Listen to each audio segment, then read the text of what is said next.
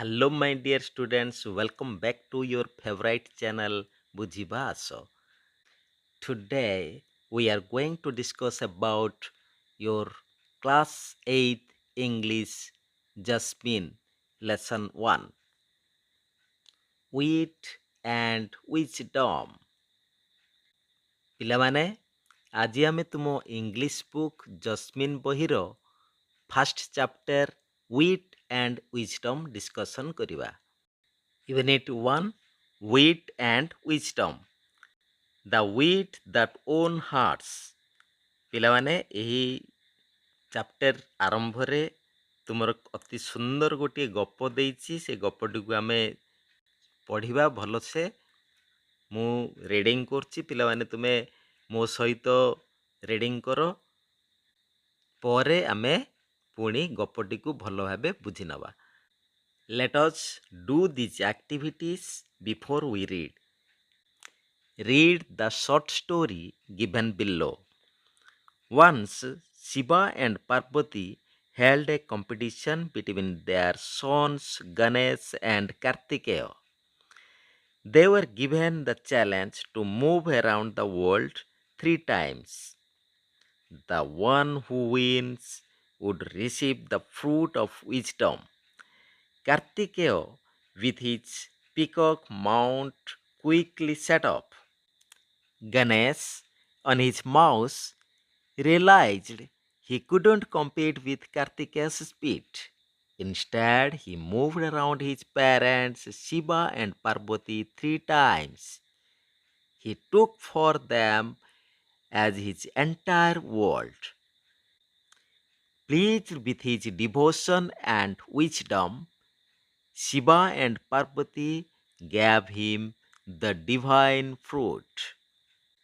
ଆଚ୍ଛା ପିଲାମାନେ, ତୁମେ ଜାଣିସାରିଥିବ ଗପଟି କାହା ଉପରେ ଆଧାରିତ ନା ଶିବ ପାର୍ବତୀ ତାଙ୍କର ଦୁଇ ପୁଅ ଗଣେଶ ଆଉ କାର୍ତ୍ତିକେୟଙ୍କ ମଧ୍ୟରେ ଗୋଟିଏ କମ୍ପିଟିସନ୍ କରିଥିଲେ। ସେ କମ୍ପିଟିସନ୍ ଉପରେ ଆଧାରିତ। ଦେଖ ପିଲାମାନେ କ'ଣ ଅଛି ନା once Shiva and Parvati held a competition between their son Ganesh and Kartikeya. Ganesh ଆଉ କାର୍ତ୍ତିକେୟଙ୍କ ମଧ୍ୟରେ ଗୋଟେ କମ୍ପିଟିସନ୍ ଶିବ ଆଉ ପାର୍ବତୀ କରିଥିଲେ। They were given the challenge, ସେ କ'ଣ ଚ୍ୟାଲେଞ୍ଜ ଦେଇଥିଲେ Shiva Parvati? To move around the world 3 times, ପୃଥିବୀଟା ପୁରା 3 ଥର ତମେ ଘୁରିକିରି ଆସିବ। ଯିଏ ପ୍ରଥମେ ଘୁରିକି ଆସିବ ତାଙ୍କୁ ଡିଭାଇନ୍ ଫ୍ରୁଇଟ୍ ଦିଆଯିବ ବୋଲି ସେ କହିଥିଲେ। ଦ ୱାନ୍ ହୁ ୱିନ୍ସ, ଯିଏ ଜିତିବ, the one who wins, win ମାନେ ଜିଣିବ, would receive the fruit of wisdom, ଜ୍ଞାନର ଫଳ। ଫ୍ରୁଟ୍ ଅଫ୍ ୱିଜଡମ୍ ମାନେ କ'ଣ? ଜ୍ଞାନର ଫଳ ସେ ପାଇବେ। କାର୍ତ୍ତିକେୟ ବିଥ୍ ହିଜ୍ ପିକକ୍, କାର୍ତ୍ତିକେୟ ତାଙ୍କର ପିକକ୍ ବାହନ, ମୟୂର ବାହନ ତାଙ୍କର, ହେଲେ ମୟୂରକୁ ସାଙ୍ଗରେ ନେଇ ମୟୂର ଉପରେ ବସି ସିଏ କ୍ୱିକଲି ମାନେ ଶୀଘ୍ର ଦ୍ରୁତ ଗତିରେ ସିଏ ଷ୍ଟାର୍ଟ କରିଦେଲେ ଜର୍ଣ୍ଣି। କିନ୍ତୁ ଗଣେଶ କ'ଣ କଲେ ନା ମୂଷିକ ବାହନ ଉପରେ ସେ ବସିଲେ, ଧୀରେ ଧୀରେ ଯାଉଛନ୍ତି। ସିଏ ଭାବିଲେ ମୁଁ ଯଦି କମ୍ପିଟିସନ୍ କରିବି ଭାଇଙ୍କ ସହିତ ତାହେଲେ ମୁଁ ହାରିଯିବି। ତେଣୁ କ'ଣ କରିବି? ସିଏ ମନେ ମନେ ଭାବିଲେ, realise he couldn't compete with Kartikeya's speed, କାର୍ତ୍ତିକେୟଙ୍କର ସ୍ପିଡ୍ ସହିତ ସିଏ କମ୍ପିଟ୍ କରିପାରିବେ ନାହିଁ, ପ୍ରତିଦ୍ୱନ୍ଦିତା କରିପାରିବେ ନାହିଁ। Instead he move around his parents, ତାଙ୍କର ପିତାମାତାଙ୍କ ଚାରିପଟେ ଯଦି ଘୁରିକିରି ଆସିବେ ତାହେଲେ ହିଁ ସେ ବିଜୟ ଲାଭ କରିପାରିବେ। ସେ ମନରେ ଭାବନା କଲେ ଯେ ମୋର ବାପା ମା ହିଁ ପୃଥିବୀ, ଏଣ୍ଟାୟାର ପୃଥିବୀକୁ ଘୁରିବା ଯାହା, ମୋ ବାପା ମାଙ୍କର ଚାରିପଟେ ଘୁରିବା ତାହା। ସେ ପ୍ରକାର ଡିଭୋସନ୍ ନେଇ ଶିବ ଆଣ୍ଡ ପାର୍ବତୀଙ୍କୁ 3 ଥର ସିଏ ଘୁରି ଆସିଲେ। 3 ଥର ଘୁରି ଆସିଲେ। He took for them as his entire world, ପିତାମାତା ନିଜର ବାପା ମା ହିଁ ପୁରା ପୃଥିବୀ, ନିଜର ପୃଥିବୀ ବୋଲି ସିଏ ଭାବି ନେଲେ। ପ୍ଲିଜ୍ଡ ୱିଥ୍ ହିଜ୍ ଡିଭୋସନ୍, ତାଙ୍କର ଏହି ତ୍ୟାଗ ମନୋଭାବ, ସେବା ମନୋଭାବରେ ସନ୍ତୁଷ୍ଟ ହୋଇ, ପ୍ଲିଜ୍ଡ ମାନେ କ'ଣ? ସନ୍ତୁଷ୍ଟ ହେବା। କିଏ ସନ୍ତୁଷ୍ଟ ହେଲେ? ଶିବ ଆଉ ପାର୍ବତୀ ସନ୍ତୁଷ୍ଟ ହୋଇ Shiva and Parvati gave him the divine fruit, ସେଇ ଦିବ୍ୟ ଫଳକୁ ଶିବ ପାର୍ବତୀ କାହାକୁ ପ୍ରଦାନ କଲେ? ଗଣେଶଙ୍କୁ ପ୍ରଦାନ କଲେ। ଆଚ୍ଛା, now discuss the reason why Ganesh was given the fruit of wisdom. ସେ ଫ୍ରୁଟ୍ ଅଫ୍ ୱିଜଡମ୍ ସେ କାହିଁକି ପାଇଲେ ସେ ବିଷୟରେ ଆମେ ଡିସ୍କସନ୍ କରିବା। ଆଚ୍ଛା, ପିଲାମାନେ ତୁମେ କହିଲ ଦେଖି କାହିଁକି ସେ ପାଇଲେ ଦିବ୍ୟ ଫଳ? କାରଣ ତାଙ୍କର ଚତୁରତା ଯୋଗୁଁ ଏବଂ ବୁଦ୍ଧିମତା ଯୋଗୁଁ। ନିଜର ବୁଦ୍ଧିମତା ଏବଂ ଚତୁରତା ଜଣକୁ ବିଜୟର ଟୀକା ପିନ୍ଧେଇଥାଏ। ତେଣୁ ପିଲାମାନେ ୱିଟ୍ ଆଣ୍ଡ ୱିଜଡମ୍ ହିଁ very important to win the race.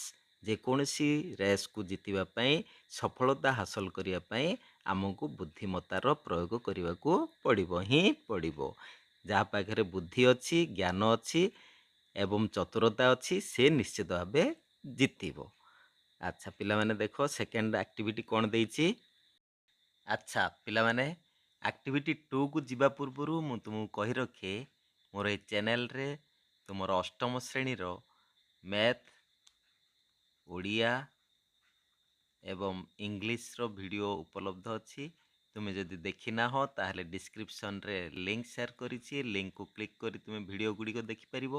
ନଚେତ୍ ହୋମ୍ ପେଜ୍କୁ ଯାଇ ପ୍ଲେଲିଷ୍ଟକୁ କ୍ଲିକ୍ କରି ତୁମେ ଭିଡ଼ିଓ ଗୁଡ଼ିକ ଦେଖିପାରିବ। ପ୍ଲେଲିଷ୍ଟର ନାଁ ହେଉଛି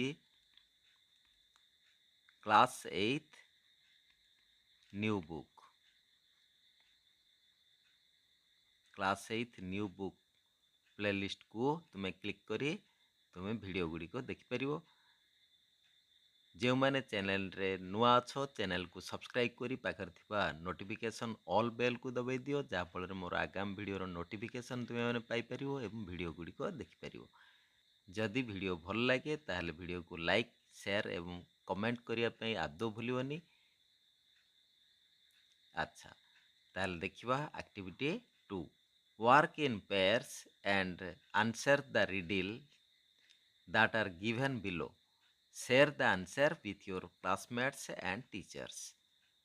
ଏଠି ପିଲାମାନେ କିଛି କ୍ୱେଶ୍ଚିନ୍ ଦିଆଯାଇଛି, ପଜଲ୍ ଦିଆଯାଇଛି, ଏଗୁଡ଼ିକୁ ଆମେ ପଢ଼ିବା, ଆର ଆନ୍ସର୍ ଆମେ ବାହାର କରିବା। ଆଚ୍ଛା ପିଲାମାନେ, ଏଠି କ'ଣ ଲେଖା ହେଇଛି ଦେଖ। I can be a friend or a foe depending on how you use me. I can bring both joy or pain. What am I? I can be a friend or a foe. ମୁଁ ତୁମର ସାଙ୍ଗ ହୋଇପାରେ ଏବଂ ଶତ୍ରୁ ମଧ୍ୟ ହୋଇପାରେ। Depending on how you use ମି, ତୁମେ କେମିତି ମୋତେ ବ୍ୟବହାର କରୁଛ ତା ଉପରେ ନିର୍ଭର କରେ। I can bring both joy or pain, ମୁଁ ଆନନ୍ଦ ଆଣିପାରେ ଏବଂ ପେନ୍ ମାନେ କ'ଣ? କଷ୍ଟ ବା ଯନ୍ତ୍ରଣା ଆଣିପାରେ। ହ୍ୱାଟ୍ ଏମ୍ ଆଇ, କ'ଣ ସେଇଟା ପିଲାମାନେ କହିଲ? ସେ ହେଉଛି ଆନ୍ସର୍ ହେବ ଆର ୱାର୍ଡ଼। ୱାର୍ଡ଼ ମାନେ କ'ଣ? ଶବ୍ଦ। ତୁମେ କଥା ଏମିତି କଥା କହିପାରିବ ଯେଉଁ କଥାରେ କି କାହାର ମନରେ ଆଘାତ ଆସିପାରେ, ପେନ୍ କଷ୍ଟ ଦେଇପାର, ତୁମେ ଏମିତି କଥା କହିପାର ଯାହାକୁ ଆନନ୍ଦ ମଧ୍ୟ ତୁମେ ଦେଇପାରିବ। ତେଣୁ ଏଇ ଯେଉଁ ୱାର୍ଡ଼ ହିଁ ଆମର ସବୁକିଛି। ଆମେ ଯଦି ମଧୁର ସ୍ୱରରେ ମଧୁର କଥା କହିବା ତାହେଲେ ସମସ୍ତଙ୍କ ମନରେ ଆନନ୍ଦ ଭରିଦେବା। ଆମେ ଯଦି କଷ୍ଟ କର୍କଶ ସ୍ୱରରେ ଆମେ କିଛି ଦୁଃଖଦାୟକ କଥା କହିବା ତାହେଲେ ଅନ୍ୟମାନଙ୍କ ମନରେ ଦୁଃଖ ଆଣିଦେବା। ତେଣୁ ୱାର୍ଡ଼ ହେଉଛି ଆମର କରେକ୍ଟ ଆନ୍ସର୍। ନେକ୍ସଟ ଦେଖ ପିଲାମାନେ, ଏଠି କ'ଣ ଅଛି? The more of me you take, the more you leave behind. What am I? ତୁମେ ଯେତେ ଯେତେ ଆଗକୁ ଯାଉଛ ସେତେ ସେତେ ଜିନିଷ ତୁମେ ପଛରେ ଛାଡ଼ି ଯାଉଛ। କ'ଣ ହେବ ପିଲାମାନେ? Foot print. ଆନ୍ସର୍ କ'ଣ ହେବ? Foot print. PRINT, foot print ମାନେ ପାଦ ଚିହ୍ନ। ତୁମେ ଯେତିକି ଆଗକୁ ଯାଉଛ ତୁମର ପାଦ ଚିହ୍ନ ସେତିକି ପଛେ ପଛେ ରହିଯାଉଛି। ତେଣୁ ରାଇଟ୍ ଆନ୍ସର୍ ଆମର କ'ଣ? ଫୁଟ୍ ଷ୍ଟେପ୍ ବା ଫୁଟ୍ ପ୍ରିଣ୍ଟ। ନେକ୍ସଟ ଦେଖିବା, ଆଇ କ୍ୟାନ୍ ବି ମେଜର୍ଡ ମାନେ ମୁଁ ମାପି ହେଇପାରିବି, but I can't be touched. I can be spent but I cannot be saved. What am I? But I can be measured ମୋତେ ମାପି ପାରିବ but I cannot be touched ମୋତେ କେବେ ହେଲେ ଛୁଇଁ ପାରିବ ନାହିଁ I can be spent ମୋତେ ଖର୍ଚ୍ଚ କରିପାରିବ but I cannot be saved ମୋତେ ସଞ୍ଚିତ କରି ରଖିପାରିବ ନାହିଁ କ'ଣ ସେଇଟା ପିଲାମାନେ ସିଏ ହେଉଛି ସମୟ ଟାଇମ୍ ଟାଇମ୍କୁ ଆମେ ମାପିପାରିବା କୋଉଥିରେ ମାପିପାରିବା ଘଣ୍ଟାରେ ମାପିପାରିବା କ୍ଲକରେ ମାପିପାରିବା ଆମେ ଟାଇମ୍କୁ ଘଣ୍ଟାରେ ମାପିପାରିବା କିନ୍ତୁ କ୍ୟାଲେଣ୍ଡରରେ ବି ମାପିପାରିବା କିନ୍ତୁ କାଣ୍ଟ ବି ଟଚ୍ଡ ଛୁଇଁପାରିବା କି ଛୁଇଁପାରିବା ନାହିଁ ଆଇ କ୍ୟାନ୍ ବି ସ୍ପେଣ୍ଟ ଖର୍ଚ୍ଚ କରିପାରିବା ସମୟକୁ but I can't B saved କିନ୍ତୁ ସଞ୍ଚୟ କରି ରଖିପାରିବା ନାହିଁ ସମୟ ତା ବାଟେ ଅବିରତ ଭାବରେ ଚାଲିଥିବ ତେଣୁ ସମୟ ହେଉଛି ଆମର ରାଇଟ୍ ଆନ୍ସର୍ ଟାଇମ୍ ନେକ୍ସଟ ଦେଖିବା କ'ଣ ରିଡିଲଟି ଅଛି ପିଲାମାନେ You see me in the water but I never get wet what am I ମୋତେ ତୁମେ see me in the water ପାଣିରେ ଦେଖ but I never get wet କିନ୍ତୁ ମୁଁ କେବେ ହେଲେ ଓଦା ହୁଏନି କ'ଣ ସେଇଟା ପିଲାମାନେ କୁହ ତୁମେ ଠିକ୍ କହିଛ ରିଫ୍ଲେକ୍ସନ୍ ତୁମର ପ୍ରତିବିମ୍ବକୁ ତୁମେ ପାଣି ଭିତରେ ଦେଖ ରିଫ୍ଲେକ୍ସନ୍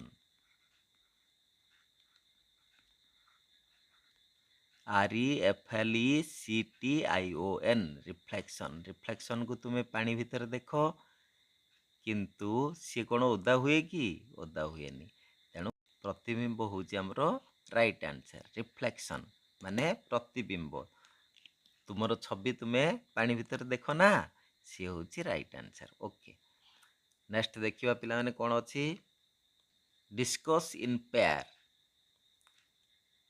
ତୁମେ ତୁମର ସାଙ୍ଗ ସହିତ ଡିସ୍କସ୍ କରିବ ଦୁଇ ଜଣିଆ ଡିସ୍କସନ୍ କରିବ Why are qualities like humor and wit important in a person? ଜଣେ ଲୋକ ପାଖରେ ତାର କ୍ୱାଲିଟି ହ୍ୟୁମର ଆଉ ୱିଟ୍ ଏ ଦୁଇଟି କ୍ୱାଲିଟି କାହିଁକି ଦରକାର କାହିଁକି ଆନ୍ସର୍ କ'ଣ ଲେଖିବା ପିଲାମାନେ ଲେଖିନିଅ Why are qualities like humor and wit important in a person? Answer କ'ଣ ଲେଖିବା The qualities like humor and wit are important because they can solve problems smartly and make people happy.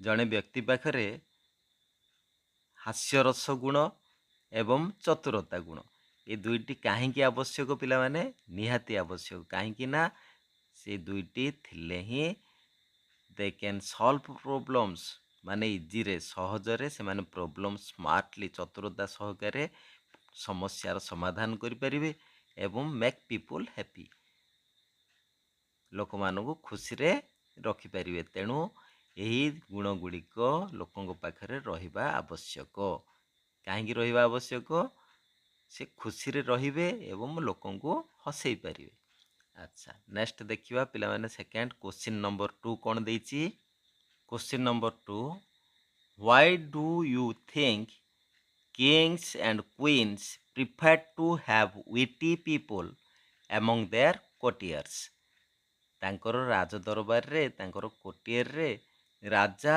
ଏବଂ ରାଣୀମାନେ ବୁଦ୍ଧିମାନ ଏବଂ ଚତୁର ଲୋକମାନଙ୍କୁ କାହିଁକି ତାଙ୍କର ରାଜଦରବାରରେ ରଖୁଥିଲେ କାହିଁକି ରଖୁଥିଲେ ଆନ୍ସର୍ କ'ଣ ଲେଖିବା ପିଲାମାନେ witty courtiers like Tenali Rama cleverly solve big problems and reduce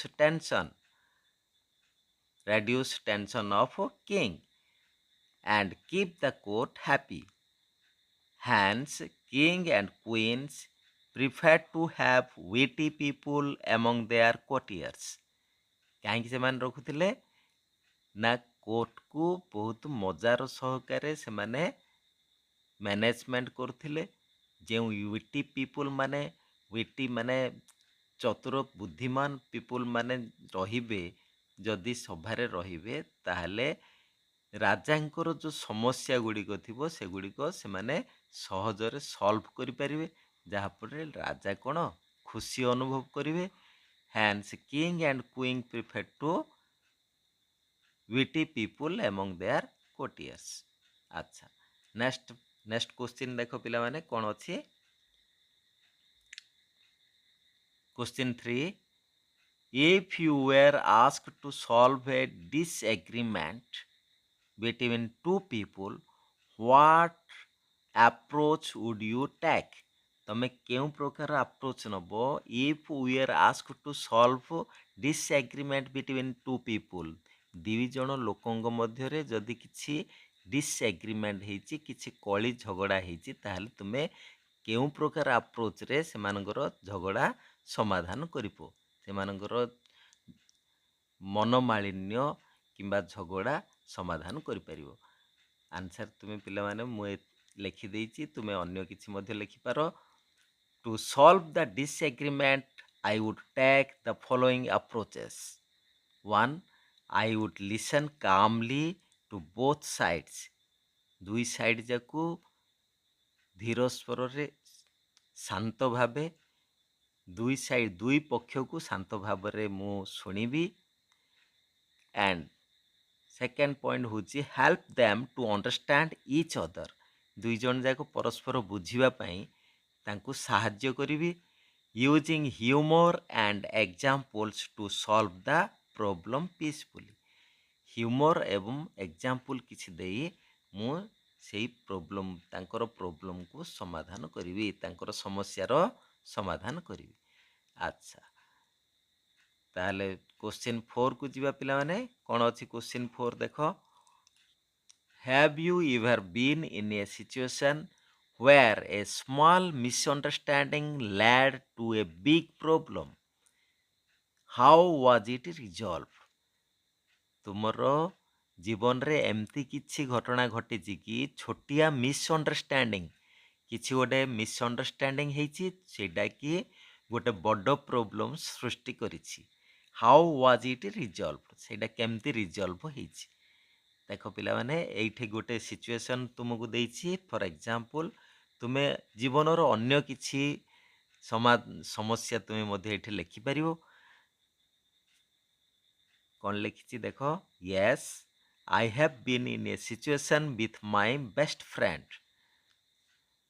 ମୋର ଗୋଟେ ଭଲ ସାଙ୍ଗ ସହିତ ସେମିତି କିଛି ସିଚୁଏସନ୍ ହେଇଥିଲା। ସେ ସବୁବେଳେ ମୁଁ ତାକୁ ଖେଳିବାକୁ ଡାକେ, ଆମେ ଦୁହେଁ ମିଶିକିରି ଖେଳୁ। Once my friend asked angrily not to play. ମୁଁ ଯେତେବେଳେ ଡାକିଲି ସିଏ ଖେଳିବାକୁ ମନା କରିଦେଲା ରାଗିକିରି। Not to play with me. That day I felt very unhappy. ମୁଁ ବହୁତ ଦୁଃଖ ଅନୁଭବ କଲି ସେଇଦିନ। Our friendship became weaker. ଆମର ଯେଉଁ ବନ୍ଧୁତ୍ୱ ଥିଲା ଆସ୍ତେ ଆସ୍ତେ ଦୁର୍ବଳ ହେଇଗଲା। After some day I came to know that her mother was ill. ମାନେ କିଛି ଦିନ ପରେ ମୁଁ ଜାଣିବାକୁ ପାଇଲି, after some day I came to know that her mother was ill.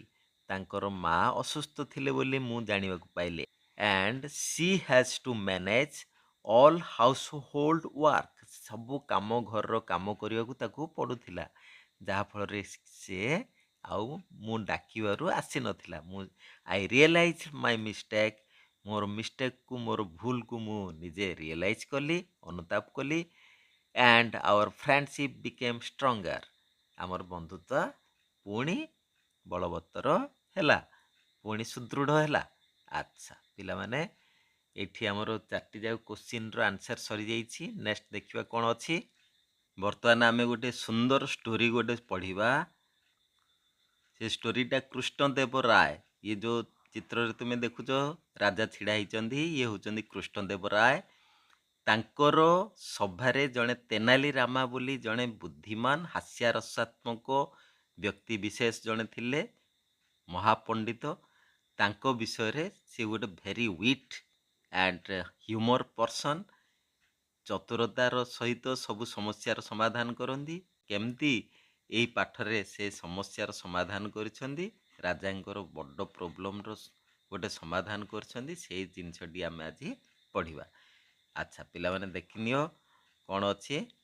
The Vijayanagara Empire was renowned for its glory, wealth, and cultural achievements. Among its many illustrious rulers, King Krishnadeva Rai stood out as a wise and powerful monarch. His reign is often referred to as golden era of Vijayanagara Empire, a time when art, literature, and architecture flourished. A great patron of learning, Krishnadeva Rai was not only an eminent warrior but also a gifted poet. His works, such as the epic Amukta and Sanskrit drama Jambavati Parinayam, are acclaimed even today. ଆଚ୍ଛା ପିଲାମାନେ ବର୍ତ୍ତମାନ ଆମେ ପାରାଗ୍ରାଫଟାକୁ ବୁଝିଦେବା ବୁଝିନେବା କ'ଣ ଲେଖା ହେଇଛି ଦେଖ ପିଲାମାନେ। ଆଚ୍ଛା, The Vijayanagara Empire was renowned for its glory, wealth, and cultural achievements. Vijayanagara empire ଖୁବ୍ ଜଣାଶୁଣା ଥିଲା। ରିନାଉଣ୍ଡ ମାନେ କ'ଣ? ଖୁବ୍ ଜଣାଶୁଣା ଥିଲା। ଫର୍ ଇଟ୍ସ ଗ୍ଲୋରି, କେଉଁଥିରେ ଖ୍ୟାତି ପାଇଁ କ'ଣ ଜଣାଶୁଣା ଥିଲା?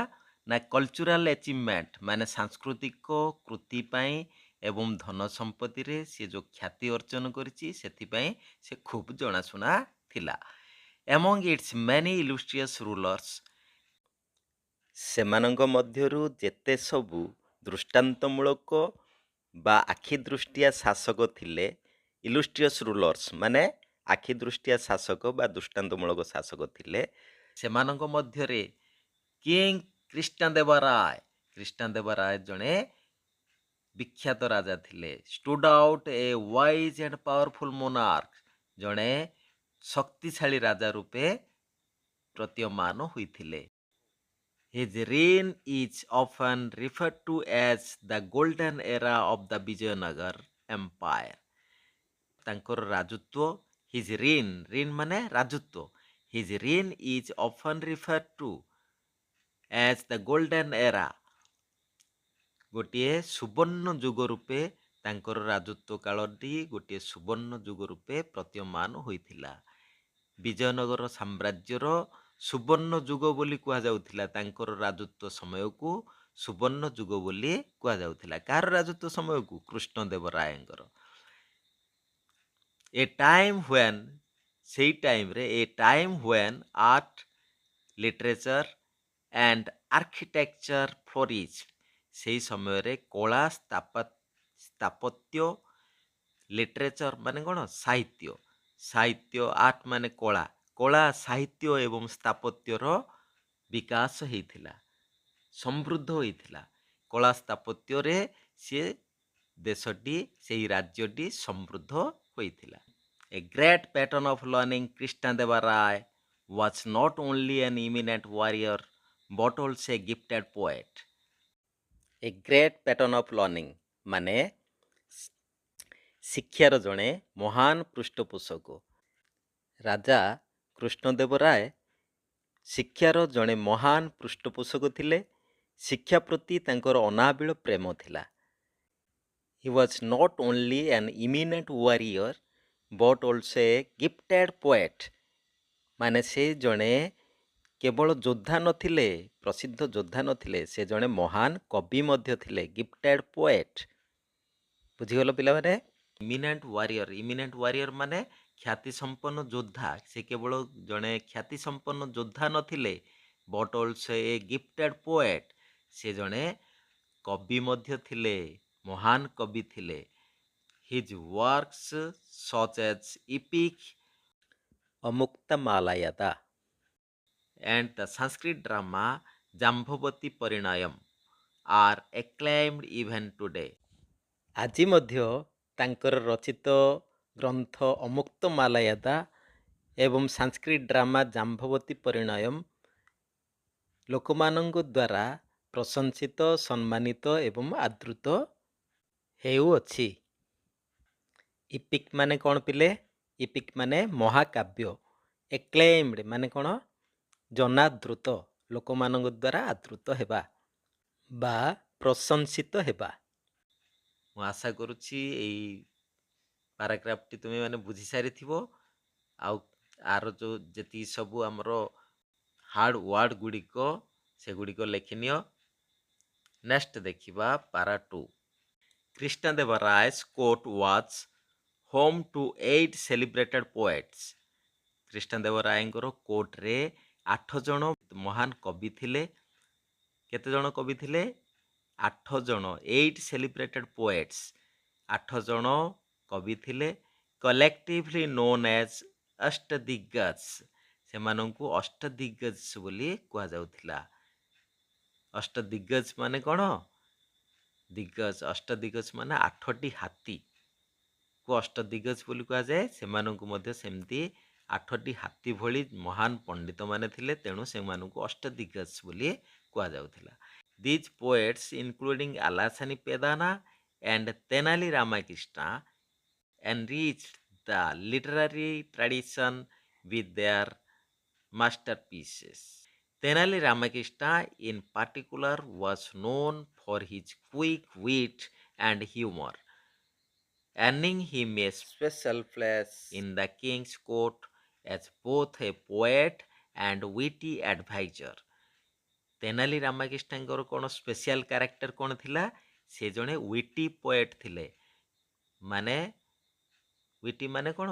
ଚତୁରତା, ବହୁତ ହାସ୍ୟରସ ଏବଂ ଚତୁରତାର ସେ ଜଣେ ହ୍ୟୁମର ଏବଂ ୱିଟି ପୋଏଟ୍ ଥିଲେ। ତେଣୁ ସେ ଗୋଟେ ସ୍ୱତନ୍ତ୍ର ସ୍ଥାନ ଅଧିକାର କରିଥିଲେ ରାଜାଙ୍କ ଦରବାରରେ।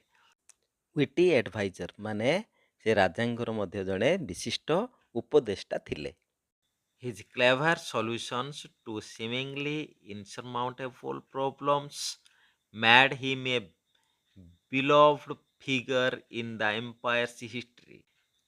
ତାଙ୍କର ଯେଉଁ ଚତୁରତାର ସହ ଯେକୌଣସି ସମସ୍ୟାର ସମାଧାନ କରୁଥିଲେ। ଇନସରମାଉଣ୍ଟେବଲ୍ ପ୍ରୋବ୍ଲେମ୍ ମାନେ ଯେଉଁ ସମସ୍ୟାର ସମାଧାନ ହୋଇପାରିବନି ବୋଲି ସମସ୍ତେ କହୁଥିଲେ, ମାନେ ଅସମ୍ଭବ ସମସ୍ୟାର ସମାଧାନ ସେ କରି ନିଜେ ଗୋଟିଏ ସ୍ଥିତି ସ୍ଥାପନ କରିଥିଲେ। ବିଲଭଡ୍ ଫିଗର, ସମସ୍ତଙ୍କର ଆଦୃତ ହୋଇପାରିଥିଲେ, ସମସ୍ତେ ତାଙ୍କୁ ଭଲ ପାଉଥିଲେ। ରାଜାଙ୍କର ରାଜତ୍ୱ କାଳରେ ତେନାଲି ରାମକୃଷ୍ଣ ଜଣେ ସ୍ୱତନ୍ତ୍ର ସ୍ଥାନ ଅଧିକାର କରିଥିଲେ। Even the wisest rulers face moments of disharmony, ମାନେ ଯେତେ ବିଜ୍ଞ ଶାସକ ହେଲେ ବି ସେମାନେ କିଛି ବିଶୃଙ୍ଖଳାର ଶିକାର ହୋଇଥାନ୍ତି। ତାଙ୍କର ଜୀବନରେ ମଧ୍ୟ କିଛି ଉତ୍ଥାନ ପତନ ଆସିଥାଏ। And at one such time, ସେମିତି କୃଷ୍ଣଦେବରାୟଙ୍କର ମଧ୍ୟ ଜୀବନରେ କିଛି ଗୋଟେ ଉତ୍ଥାନ ପତନ ଆସିଥିଲା, କିଛି ଗୋଟେ ବିଶୃଙ୍ଖଳା ଆସିଥିଲା। The king had a quarrel with his queen. କ'ଣ ସେ ସମସ୍ୟାଟା ଥିଲା? କ୍ୱାରେଲ୍ ୱିଥ୍ ହିଜ୍ କୁଇନ୍, ରାଣୀଙ୍କ ସହିତ କିଛି ଝଗଡ଼ା କରିଥିଲେ। କେମିତି ଝଗଡ଼ା ହେଇଥିଲା ଦେଖ। ରାଣୀଙ୍କର ନାଁ କ'ଣ ଥିଲା ପିଲେ? ଥିରୁମାଲାମ୍ବାଲ।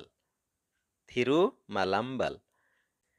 ଓଭର ଏ ସିମିଂଲି ଟ୍ରିଭିଅଲ୍ ମ୍ୟାଟର, ମାନେ ବହୁତ ସିଲି ମ୍ୟାଟରରେ, ଛୋଟିଆ ମ୍ୟାଟରରେ, ଛୋଟ ଘଟଣାରେ ରାଜା ରାଣୀଙ୍କ ଭିତରେ ଝଗଡ଼ା ହେଇଥିଲା।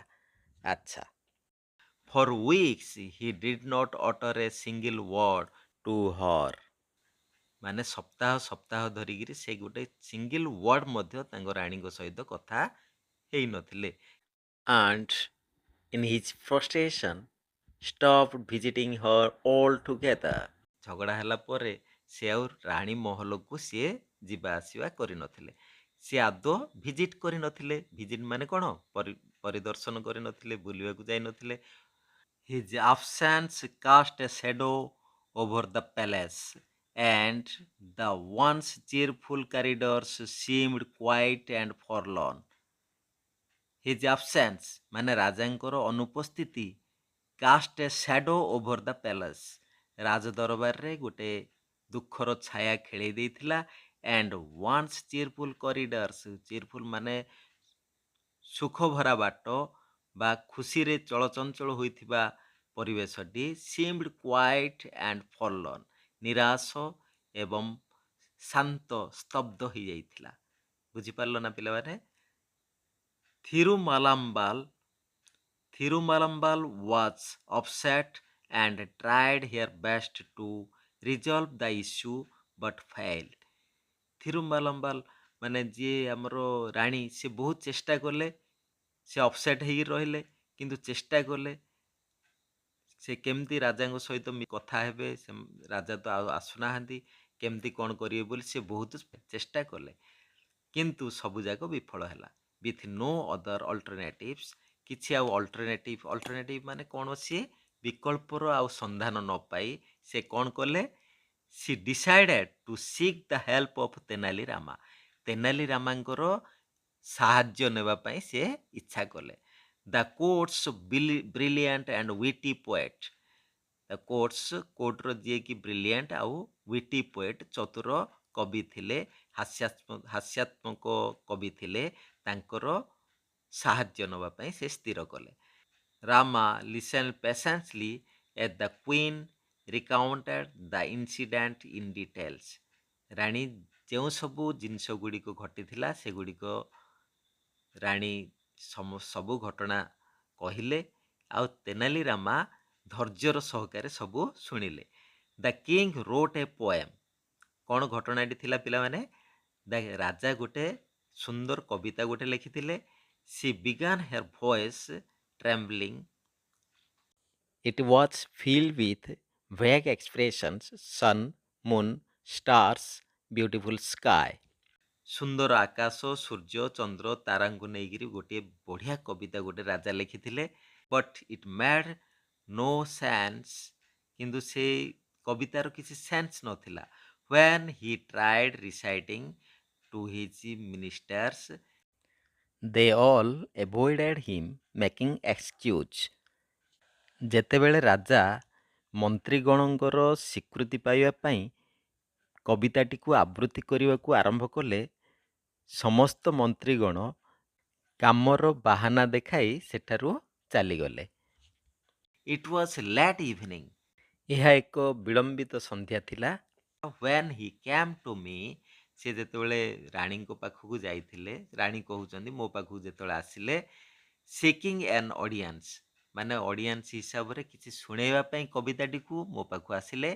he began reciting to me, ସିଏ ଆରମ୍ଭ କଲେ, କବିତା ଆବୃତ୍ତି କରିବାର ଆରମ୍ଭ କଲେ। but I was so exhausted after a tiring day, ଗୋଟେ ବ୍ୟସ୍ତବହୁଳ କାର୍ଯ୍ୟରତ ଦିବସ ପରେ ଦିନଟି ବହୁତ କାର୍ଯ୍ୟରତ ଥିଲା ଏବଂ ବହୁତ ବ୍ୟସ୍ତବହୁଳ ଥିଲେ ସେଇଦିନ, ଯାହାଫଳରେ I was so exhausted, ମାନେ ବହୁତ ହାଲିଆ ହେଇଯାଇଥିଲି, ମୁଁ ବହୁତ ମାନେ କ୍ଳାନ୍ତ ଅନୁଭବ କରୁଥିଲି।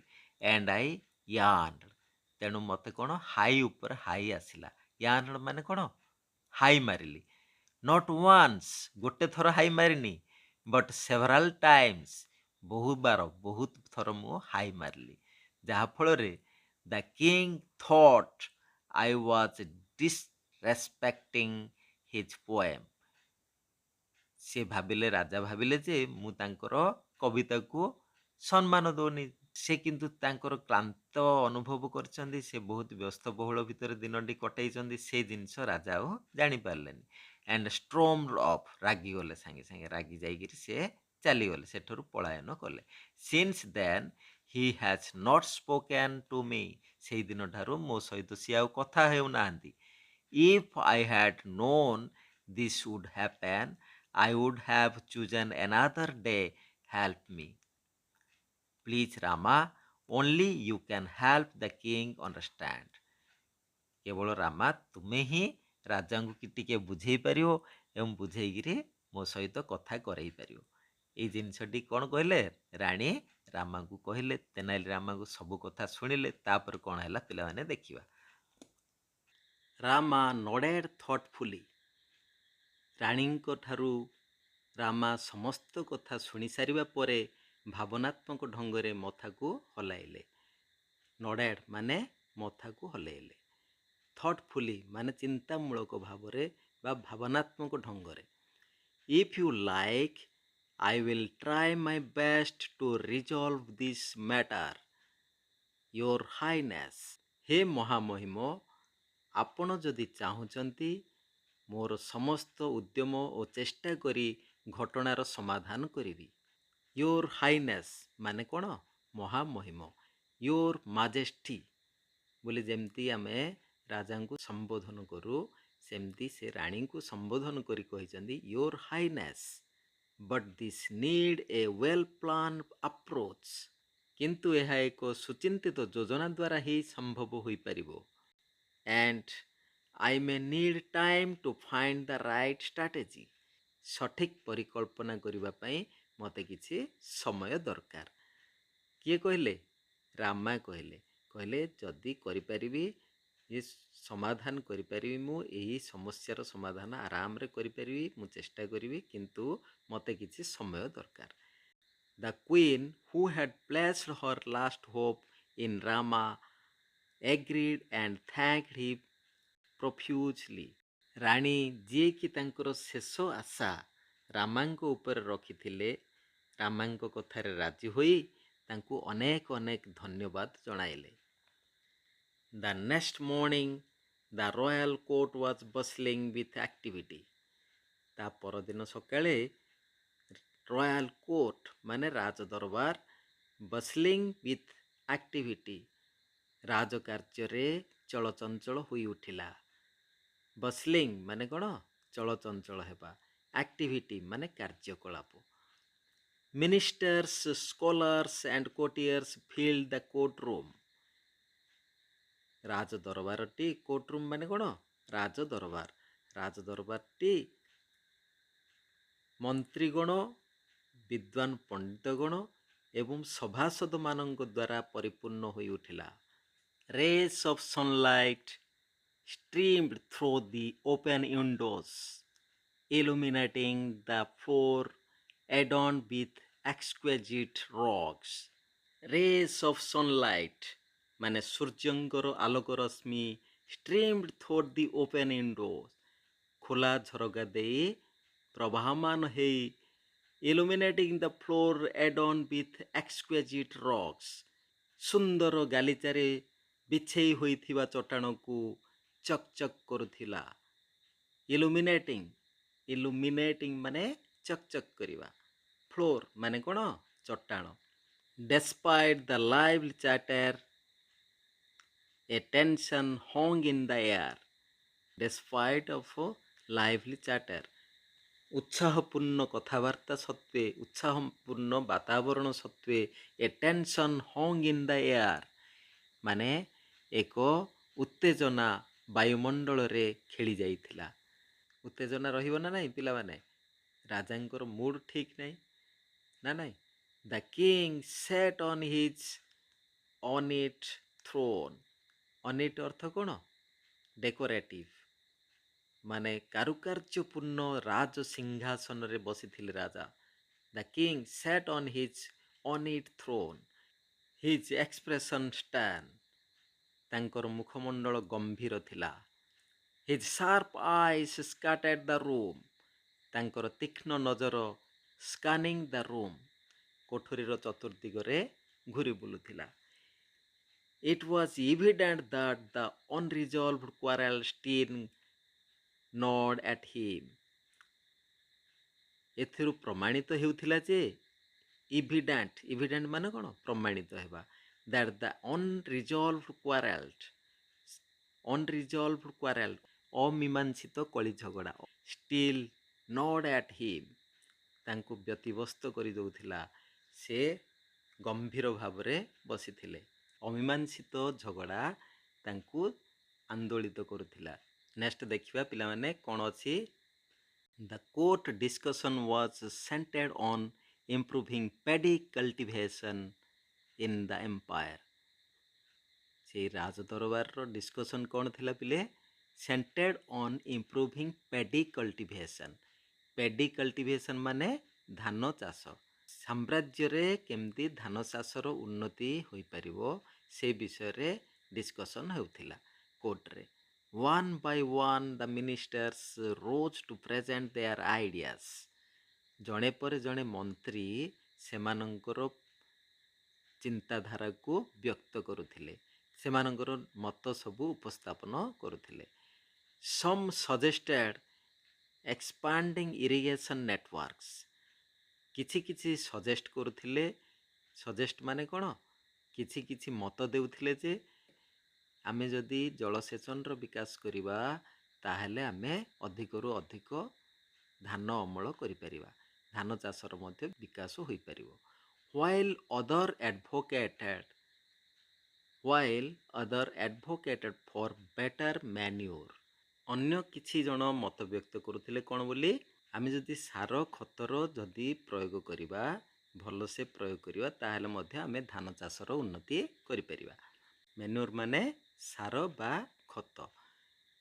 amid these suggestions, Tenali Rama stood quietly at the edge of the court, observing everyone with an amusing smile. ସମସ୍ତଙ୍କୁ ତେନାଲି ରାମା ଏସବୁ ସଜେସନ୍, amid these suggestions ମାନେ ଏ ସମସ୍ତ ପ୍ରକାର କଥାବାର୍ତ୍ତା ଏବଂ ମତାମତ ମଧ୍ୟରେ ତେନାଲି ରାମା stood quietly, ତେନାଲି ରାମା ଧୀରସ୍ଥିର ଭାବରେ ଦରବାରର ଗୋଟିଏ କୋଣରେ ଠିଆ ହୋଇ observing everyone with an amusing smile, ସ୍ମିତ ହାସ୍ୟ ଦେଇ ସେ ଗୋଟିଏ କୋଣରେ ଠିଆ ହୋଇ ସମସ୍ତଙ୍କୁ ଅବଜର୍ଭ କରୁଥିଲେ। ଅବଜର୍ଭ ମାନେ କ'ଣ? ନିରୀକ୍ଷଣ କରୁଥିଲେ। observing everyone, ସମସ୍ତଙ୍କୁ ନିରୀକ୍ଷଣ କରୁଥିଲେ। ଦେନ୍ ଦେଖିବା ପିଲାମାନେ କ'ଣ ହେଲା ତାପରେ। finally the king called upon Rama, ପରିଶେଷରେ ରାଜା ରାମାଙ୍କୁ ଡାକିଲେ। called upon, ରାମାଙ୍କୁ ଡାକିଲେ, ରାମାଙ୍କର କିଛି ମତାମତ ରଖିବା ପାଇଁ କହିଲେ। the chatter in the court died down as all eyes turned to him. the chatter in the court died down, ସମସ୍ତଙ୍କର ଯେଉଁ କୋର୍ଟ ଭିତରେ ଯେଉଁ ଗୁଞ୍ଜରଣ ସୃଷ୍ଟି ହୋଇଥିଲା, ଗୁଞ୍ଜରଣ ଶାନ୍ତ ହୋଇଗଲା। କାହିଁକି ଶାନ୍ତ ହେଲା?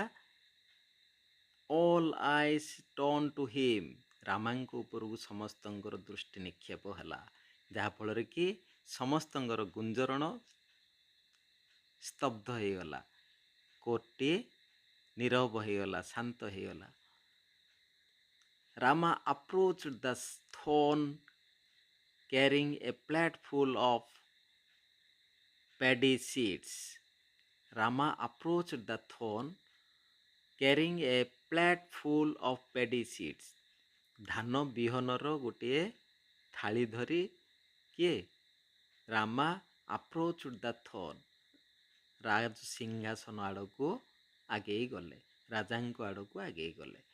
bowing low he began, ସିଏ ମଥାକୁ ନୁଆଇ କ'ଣ କହିଲେ?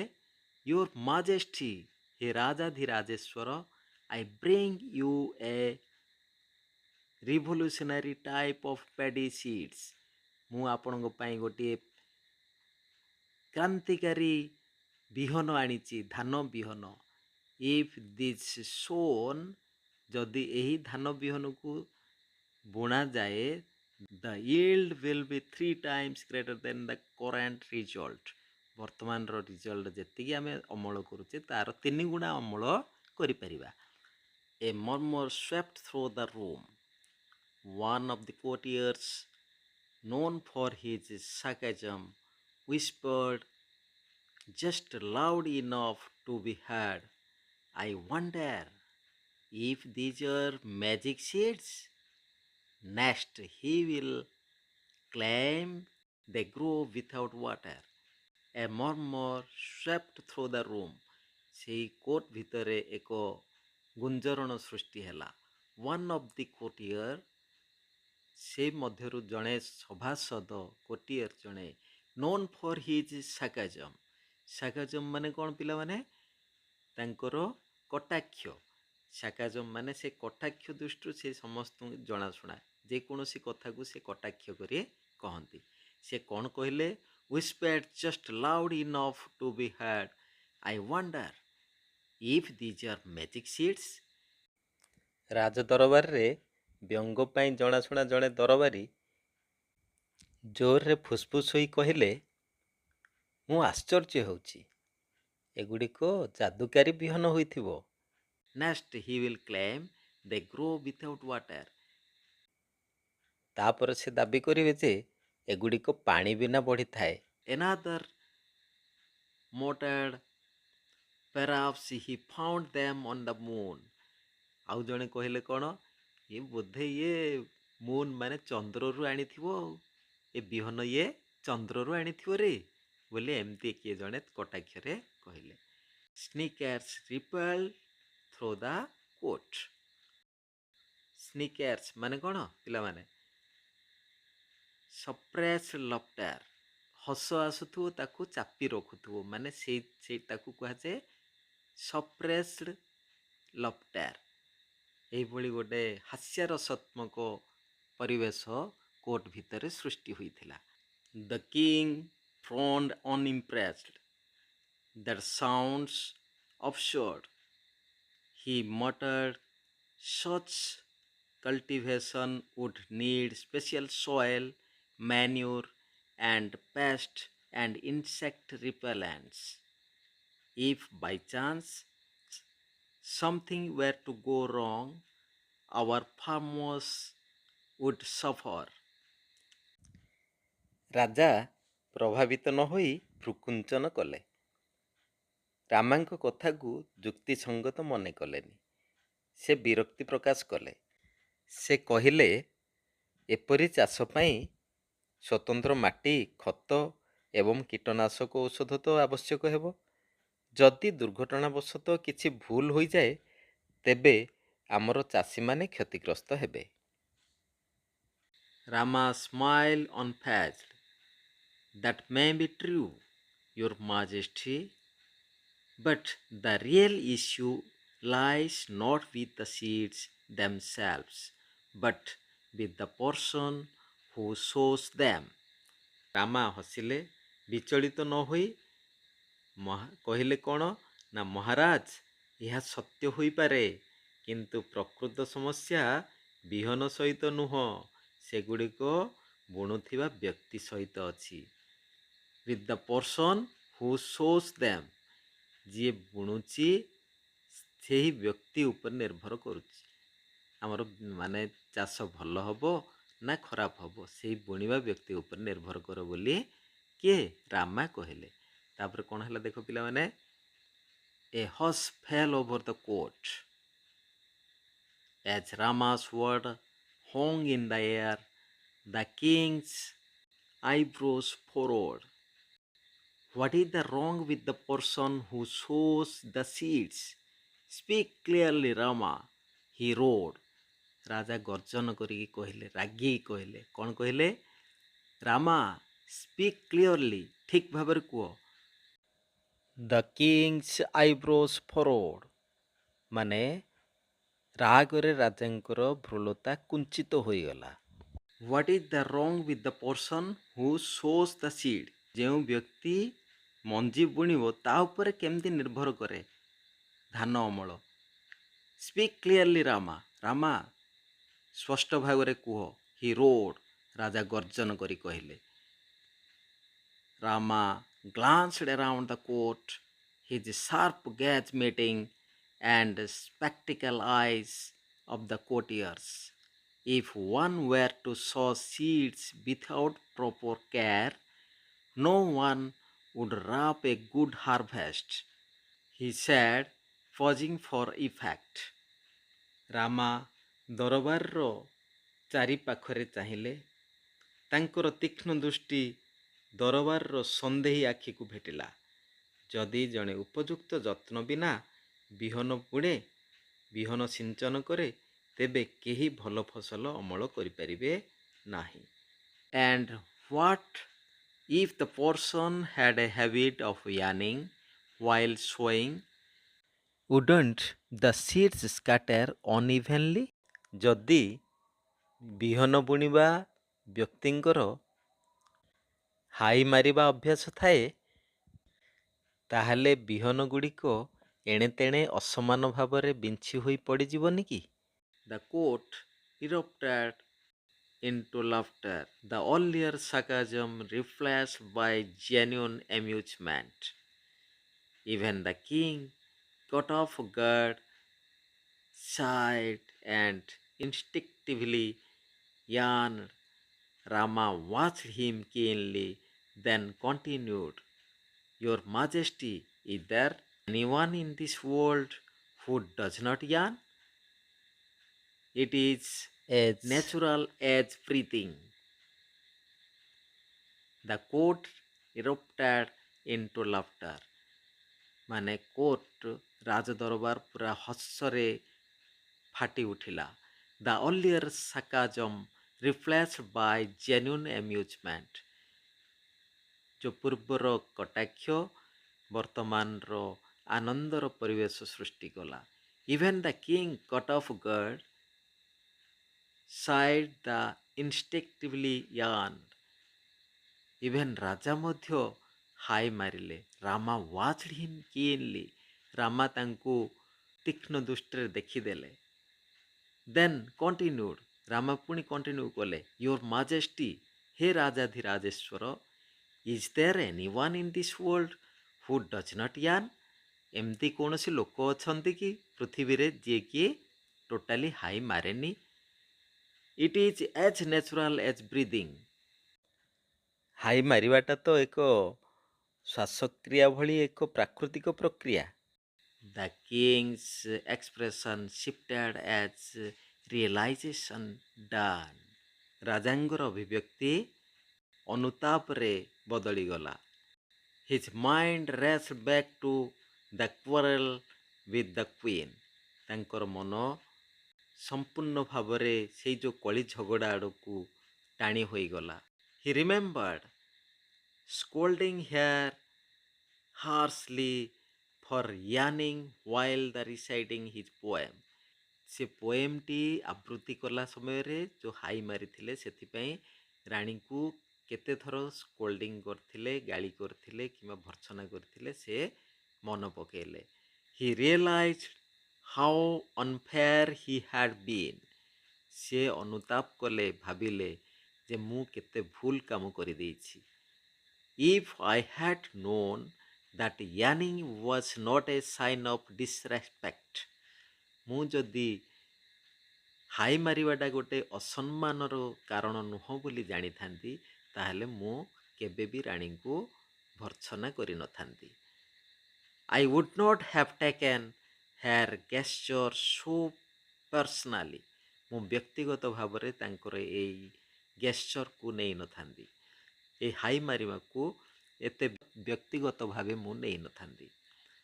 He thought, regret filling his heart. ସେ ନିଜର ଅନ୍ତରାତ୍ମାରେ ବହୁତ ଦୁଃଖ ଅନୁଭବ କଲେ। Regret feeling in his heart. ତାଙ୍କର ହୃଦୟରେ ଦୁଃଖ ଅନୁଭବ କଲେ, ଅନୁତାପ ଅନୁଭବ କଲେ। ରାଜା ଏହି କଥାଟି ଜାଣିସାରିବା ପରେ ସେ ନିଜର ଭୁଲ ବୁଝି ସାରିଛନ୍ତି। ସେ ନିଜର ଭୁଲ ବୁଝିପାରିଛନ୍ତି ଏବଂ ରାଣୀଙ୍କୁ ସେ ଭୁଲ ମାଗିବା ପାଇଁ ଯାଇଛନ୍ତି। ତାପରେ କ'ଣ ହେଇଛି ଦେଖ ପିଲାମାନେ। That evening the king approached the queen with a softened expression. Softened expression ମାନେ କ'ଣ? କୋମଳ ସ୍ୱରରେ, କୋମଳ ଅଭିବ୍ୟକ୍ତିରେ ସେ ସେହି ସନ୍ଧ୍ୟାରେ the king approached the queen. Queen ରାଣୀଙ୍କ ପାଖକୁ ଗଲେ, କୋମଳ ସ୍ୱରରେ କହିଲେ। କ'ଣ କହିଲେ? ଥିରୁମାଲାମ୍ବାଲ। He began his voice gentle. ସେ ଥିରୁମାଲାମ୍ବାଲ ବୋଲି ଜେଣ୍ଟଲ ଭଏସ୍ରେ, ଧୀର ସ୍ୱରରେ ଡାକିଲେ। I have been foolish. ମୁଁ ଗୋଟିଏ ମୂର୍ଖ କାମ କରିଛି, ମୁଁ ନିର୍ବୋଧ କାମ କରିଛି। I see now that I overreacted. I let my pride blind me. I am so sorry. ସେ କହିଲେ ମୁଁ ନିଜର ଗର୍ବରେ ଅନ୍ଧ ହୋଇ ମୁଁ କିଛି ତୁମକୁ ଅସମ୍ମାନ କରିଛି, ଓଭର ରିଆକ୍ଟ କରିଦେଇଛି। I am so sorry. ମୁଁ ବହୁତ ଦୁଃଖିତ। ଏମିତି କହିଲା ପରେ ରାଣୀ କ'ଣ କହିଛନ୍ତି ଦେଖ ପିଲେ। The queen who had longed for his moment. ଯିଏକି ଏହି ସମୟ ପାଇଁ ସେ ବହୁତ ଦିନ ଧରି ଜଗି ବସିଥିଲେ ରାଣୀ। ସ୍ମାଇଲ୍, ସେ ହସିଲେ। And replied, ଉତ୍ତର କ'ଣ ଦେଲେ? If you like, we can leave this quarrel behind us. ଆମର ପଛପଟେ ସେଇ କ୍ୱାରେଲକୁ ଆମେ ଛାଡ଼ିଦେବା। ତୁମେ ଯଦି ଚାହୁଁଛ ତାହେଲେ ଆମେ ସେଇ କ୍ୱାରେଲକୁ, ସେଇ କଳି ଝଗଡ଼ାକୁ ଆମେ ଭୁଲିଯିବା। I would very much like to listen to your poem. ଆପଣଙ୍କର କବିତା ଶୁଣିବା ପାଇଁ ମୁଁ ବହୁତ ପସନ୍ଦ କରେ। very much like ମାନେ ବହୁତ ପସନ୍ଦ କରେ। Rama, who had orchestrated this settlement, felt victorious. Rama ଯିଏକି ଏହି ବନ୍ଦୋବସ୍ତର ପ୍ରଯୋଜକ ଥିଲେ, ଆୟୋଜକ ଥିଲେ, ଯିଏକି ଏସବୁ ଯୋଜନା କରିଥିଲେ, felt victorious, ସେ ନିଜକୁ ଗୌରବ ଅନୁଭବ କଲେ। The king and the queen later presented him with valuable gifts. ପରେ ରାଜା ଓ ରାଣୀ ଦୁହେଁ ମିଶି ତାଙ୍କୁ ବହୁତ ମୂଲ୍ୟବାନ ଉପହାର ସବୁ ପ୍ରଦାନ କଲେ। ଫର୍ ହିଜ୍ ସର୍ଭିସ୍, ଏଇ ତାଙ୍କର ଏଇ ଯେଉଁ ସର୍ଭିସ୍ ପାଇଁ, ଏଇ ସେବା ମନୋବୃତ୍ତି ପାଇଁ ତାଙ୍କୁ ଭ୍ୟାଲୁଏବୁଲ୍ ଗିଫ୍ଟ ସବୁ ପ୍ରଦାନ କଲେ। କିଏ? ରାଜା ରାଣୀ। ଦ ରୟାଲ କପୁଲ୍ସ ବଣ୍ଡ ୱାଜ୍ ରିଷ୍ଟୋର୍ଡ, ଏହି ରାଜକୀୟ ଦମ୍ପତିଙ୍କର ବନ୍ଧନ ପୁଣି ଘନୀଭୂତ ହେଲା। And the palace brimmed once again with joy and laughter. ପୁଣି ଥରେ ରାଜପ୍ରସାଦରେ ଆନନ୍ଦ ଓ ଉଲ୍ଲାସର ଲହରୀ ଖେଳିଗଲା ଏବଂ ସମସ୍ତେ ଖୁସିରେ ଆନନ୍ଦରେ ରହିଲେ। ଆଚ୍ଛା ପିଲାମାନେ, ଏଇଠି ଆମର ଲେସନ୍ 1 ସରିଯାଇଛି। ବର୍ତ୍ତମାନ ଦେଖ ପିଲାମାନେ, କିଛି ଡିଫିକଲ୍ଟ ୱାର୍ଡ଼ ଦେଇଛି, ଏଇ ୱାର୍ଡ଼ ଗୁଡ଼ିକ ତୁମେ ମନେ ରଖିବ। ପରବର୍ତ୍ତୀ ଭିଡ଼ିଓରେ ଆମେ କ୍ୱେଶ୍ଚିନ୍ ଆନ୍ସର୍ ଡିସ୍କସନ୍ କରିବା। ଯେଉଁମାନେ ଚ୍ୟାନେଲରେ ନୂଆ ଅଛ, ଚ୍ୟାନେଲକୁ ସବସ୍କ୍ରାଇବ୍ କରି ପାଖରେ ଥିବା ନୋଟିଫିକେସନ୍ ଅଲ୍ ବେଲ୍କୁ ଦବାଇ ଦିଅ, ଯାହାଫଳରେ ମୋର ଆଗାମୀ ଭିଡ଼ିଓ ନୋଟିଫିକେସନ୍ ତୁମେମାନେ ପାଇପାରିବ ଏବଂ ଭିଡ଼ିଓ ଗୁଡ଼ିକ ଦେଖିପାରିବ। ପୁଣି ଏକ ନୂଆ ଭିଡ଼ିଓ ନେଇ ମୁଁ ତୁମ ପାଖରେ ପହଞ୍ଚିବି। Till then bye bye, keep learning, thank you, Jai Jagannath.